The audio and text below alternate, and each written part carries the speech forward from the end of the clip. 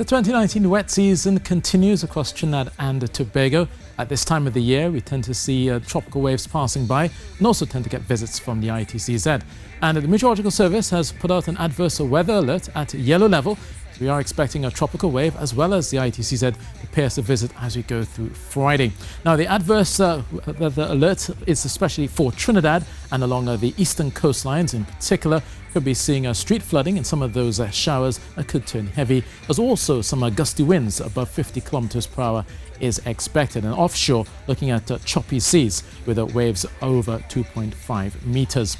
Now, it is at a yellow level, which means that there is a moderate risk of us seeing those street flooding as well as the choppy seas. So what you should be doing is basically paying attention to the radio, online, as well as television. And obviously, following the Meteorological Service, they have a website to give you all the latest alerts as you go through the day. Now, this is the tropical wave that is set to come by. It is streaming quickly towards the west, and there's an upper level trough in the vicinity, and that will likely bring some enhancement to those showers, and that's the main reason why some of those showers could turn on the gusty side as well, maybe particularly heavy as we get towards the Friday around Trinidad. So watch for that, but we should be seeing some clearing of the skies through Saturday and going into Sunday.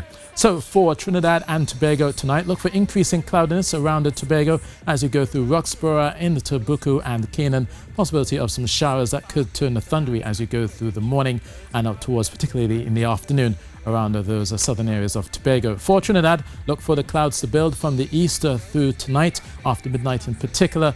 Possibility of some showers and thunderstorms erupting as you go through the middle of your day on Friday, especially along the eastern and the southern parts of Trinidad. But all of Trinidad in particular could be subject to the street flooding, those gusty winds over 50 kilometers per hour. Temperature-wise, it will likely feel mild tonight in some places, possibly no lower than 24 degrees Celsius. Tomorrow's high maybe getting up to 33, and that's before we begin to see all of that cloudiness beginning to develop. In terms of the weekend, it seems as though on the Saturday, the first part should see some showers still around Trinidad in particular. Up towards Sunday and Monday, the Saharan dust comes by. That will basically put an end to most of the longer spells of rain, but should see just occasional showers for Sunday and Monday as we end the weekend and start the new work week. Offshore, those strong east winds of 20 to 25 knots will likely bring choppy seas of 2.5 meters, maybe getting up to 3 meters offshore. Be mindful of that, especially along the eastern coastlines of Trinidad, mostly up to Tobago as well. You have your high tide at 1 p.m.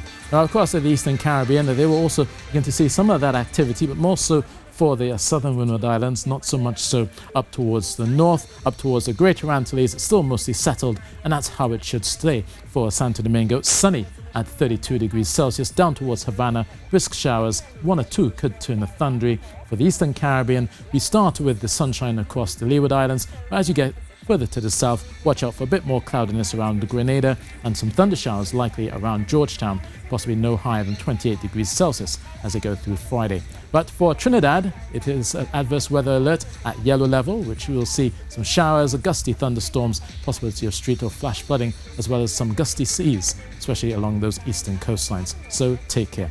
So that's your weather, and that's it from me.